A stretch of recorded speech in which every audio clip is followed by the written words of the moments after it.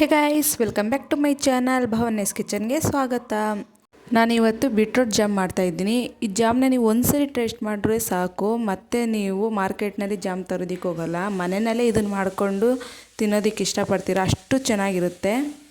ಮತ್ತು ತಡೆಯಕ್ಕೆ ಮಾಡೋದು, ಬನ್ನಿ ಈ ಬೀಟ್ರೂಟ್ ಜಾಮ್ ಹೇಗೆ ಮಾಡೋದು ಮತ್ತು ಏನೆಲ್ಲ ಇಂಗ್ರೀಡಿಯೆಂಟ್ಸ್ ಬೇಕು ಅಂತ ನೋಡೋಣ.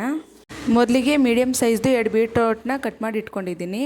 ಬೆಲ್ಲ 3/4 ಕಪ್, ತುಪ್ಪ 2 ಸ್ಪೂನ್, 1 ನಿಂಬೆಹಣ್ಣು ತೊಗೊಂಡಿದ್ದೀನಿ. ಇದಿಷ್ಟು ಇಂಗ್ರೀಡಿಯೆಂಟ್ಸ್ ನಮಗೆ ಬೇಕಾಗುತ್ತೆ. ಬನ್ನಿ ಹೇಗೆ ಮಾಡೋದು ನೋಡೋಣ.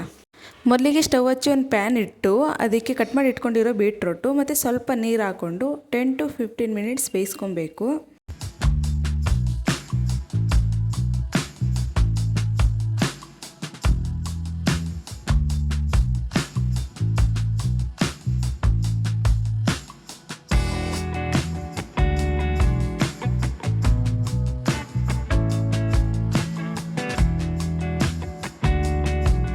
ನೋಡಿ, ಇಲ್ಲಿ ಇವಾಗ ಚೆನ್ನಾಗಿ ಬೆಂದಿದೆ. ಇದು ಒಂದು 3/4 ಭಾಗ ಬೆಂದರೆ ಸಾಕು, ಫುಲ್ಲೇನು ಬೇಯಿಸೋದು ಬೇಡ. ಇವಾಗ ಇದನ್ನು ಸ್ಟವ್ ಆಫ್ ಮಾಡಿ ಅದನ್ನು ಕೂಲ್ ಮಾಡಿಕೊಂಡು ನಂತರ ಅದನ್ನು ಮಿಕ್ಸಿ ಜಾರ್ಗೆ ಹಾಕಿ ರುಬ್ಕೊಳ್ತಾ ಇದ್ದೀನಿ.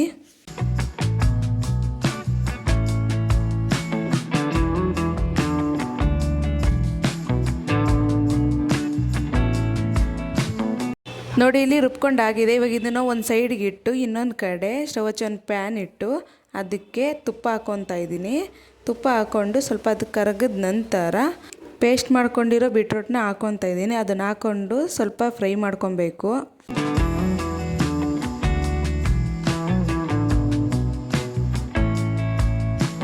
ಒಂದು ಅರ್ಧ ಲೋಟದಷ್ಟು ನೀರನ್ನ ಜಾರ್ಗೆ ಹಾಕ್ಕೊತಾ ಇದ್ದೀನಿ. ಜಾರ್ನಲ್ಲಿ ಸ್ವಲ್ಪ ಮಿಕ್ಸರ್ ಉಳಿದಿರುತ್ತಲ್ವ, ಅದನ್ನೆಲ್ಲ ಸ್ವಲ್ಪ ನೀಟಾಗಿ ತೊಗೊತಾ ಇದ್ದೀನಿ. ತೊಗೊಂಡು ಅದನ್ನು ಕ್ಲೀನ್ ಮಾಡಿಕೊಂಡು ಹಾಕ್ಕೊತಾ ಇದ್ದೀನಿ.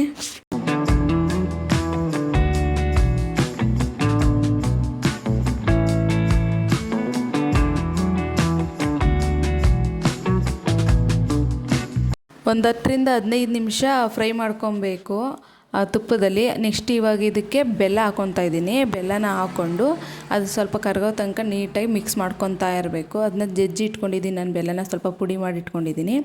ಅದನ್ನು ಹಾಕ್ಕೊತಾ ಇದ್ದೀನಿ.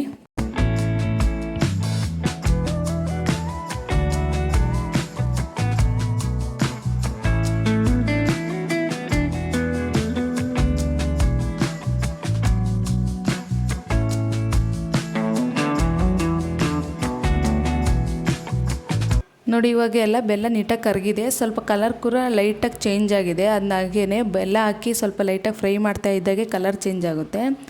ನಂತರ ಇವಾಗ ನಿಂಬೆಹಣ್ಣು ಹಾಕ್ಕೊತಾ ಇದ್ದೀನಿ. ನಾನು ಇದಕ್ಕೆ ಒಂದು ಪೂರ್ತಿ ನಿಂಬೆಹಣ್ಣು ಹಾಕಿದ್ದೀನಿ. ಹಾಕ್ಕೊಂಡು ಚೆನ್ನಾಗಿ ಮಿಕ್ಸ್ ಮಾಡಿ ಲೈಟಾಗಿ ಫ್ರೈ ಮಾಡಿಕೊಂಡ್ರೆ ಬೀಟ್ರೂಟ್ ಜಾಮ್ ರೆಡಿ ಆಗುತ್ತೆ. ನೋಡಿ, ಇಲ್ಲಿ ಜಾಮ್ ತಣ್ಣಗಾಗಿದೆ. ಇವಾಗ ಇದನ್ನು ಸರ್ವ್ ಮಾಡೋದಕ್ಕೆ ರೆಡಿಯಾಗಿದೆ. ನೋಡಿ ಎಷ್ಟು ಚೆನ್ನಾಗಿ ರೆಡಿಯಾಗಿದೆ. ಇವಾಗ ಇದನ್ನು ಕೂಲ್ ಮಾಡಿ ಅದನ್ನು ಒಂದು ಕಂಟೈನರ್ಗೆ ಹಾಕ್ಕೊಂಡು ನೀವು ಸ್ಟೋರ್ ಮಾಡಿ ಇಟ್ಕೊಬೋದು ಫ್ರಿಜ್ನಲ್ಲಿ. ಎಷ್ಟು ದಿನಕ್ಕಂಟೂ 1 ಮಂತ್ವರೆಗೂ ಸ್ಟೋರ್ ಮಾಡಿ ಇಟ್ಕೊಬೋದು.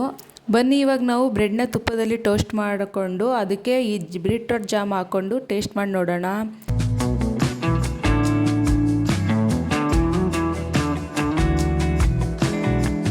ನೋಡಿ ಎಷ್ಟು ಚೆನ್ನಾಗಿ ರೆಡಿಯಾಗಿದೆ. ತುಂಬಾ ರುಚಿಯಾಗಿದೆ. ಟೇಸ್ಟ್ ಮಾತ್ರ ಮಸ್ತಿದೆ. ನೀವು ಕೂಡ ನಿಮ್ಮ ಮನೆಯಲ್ಲಿ ಟ್ರೈ ಮಾಡಿ ಹೇಗಿತ್ತು ಅಂತ ಕಮೆಂಟ್ ಮಾಡಿ. ಇಷ್ಟ ಆದರೆ ಲೈಕ್ ಮಾಡಿ, ಶೇರ್ ಮಾಡಿ ಆ್ಯಂಡ್ ಇನ್ನೂ ಹೆಚ್ಚಿನ ವೀಡಿಯೋಸ್ಗಾಗಿ ಸಬ್ಸ್ಕ್ರೈಬ್ ಮಾಡಿ. Thank you.